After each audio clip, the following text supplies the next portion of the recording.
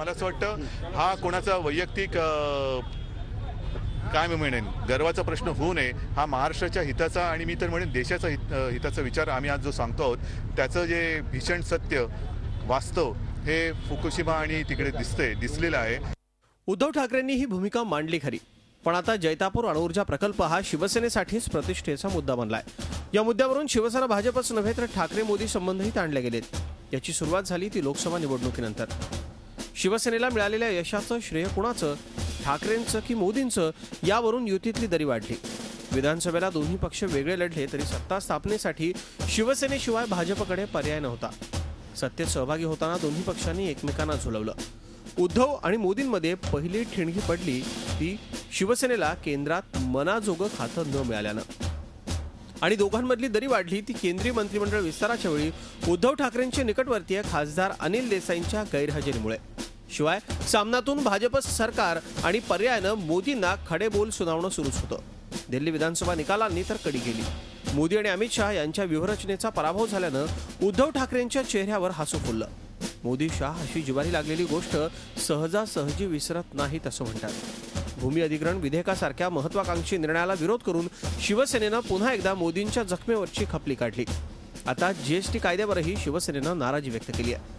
महापालिकेच्या अधिकारांवर निर्बंध आणून शिवसेनेच्या आर्थिक नाड्या आवळण्याची भाजपची खिळी असल्याची सेना नेत्यांची भावना झाली आहे. मुंबई शहरात जर विकासाची कामं करायची असेल, रस्त्याची, सिवरेजची, वॉटरचे प्रोजेक्ट आहेत, मोठे हॉस्पिटल आहेत, शाळा आहेत, हे जर करायचं असेल तर तो जो कॅपिटल वर्कचे जे 11,000 कोटी आहे त्यातला 8,000 कोटी हे ऑक्ट्रामधून मिळतात आणि ते डायरेक्ट उत्पन्न आहे मुंबई महानगरपालिकेचं आणि ते उत्पन्न वर कुठे ना कुठेतरी गडांतर येऊन ते राज्य सरकार आणि केंद्र सरकारवर अवलंबून राहावं लागेल.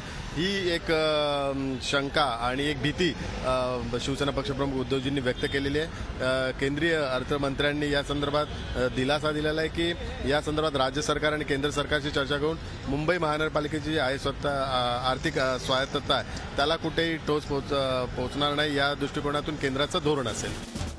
युतीमध्ये हा असा उंदीर मांजराचा खेळ सुरू आहे. खरं तर जैतापूर अणुऊर्जा प्रकल्प हा आंतरराष्ट्रीय कराराचा भाग आहे, त्यामुळं तो रद्द होण्याच्या पलीकडे गेलाय. खुद्द महाराष्ट्राचे मुख्यमंत्री देवेंद्र फडणवीस यांनी तशी भूमिका मांडली आहे.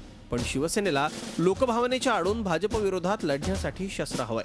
मात्र शिवसेना खासदारांसोबत झालेल्या बैठकीत अणुऊर्जेशिवाय पर्याय नाही असं परखड मत पंतप्रधानांनी मांडल्यानंतर शिवसेनेची कोंडी झाली आहे. एका बाजूला सत्ता आणि दुसऱ्या बाजूला भूमिका अशा कात्रीत शिवसेना नेतृत्व सापडलंय. जैतापूर हे शिवसेनेचं नाक बनलंय आणि तेच कापण्याची तयारी आता भाजपच्या गोटातून सुरू आहे की काय?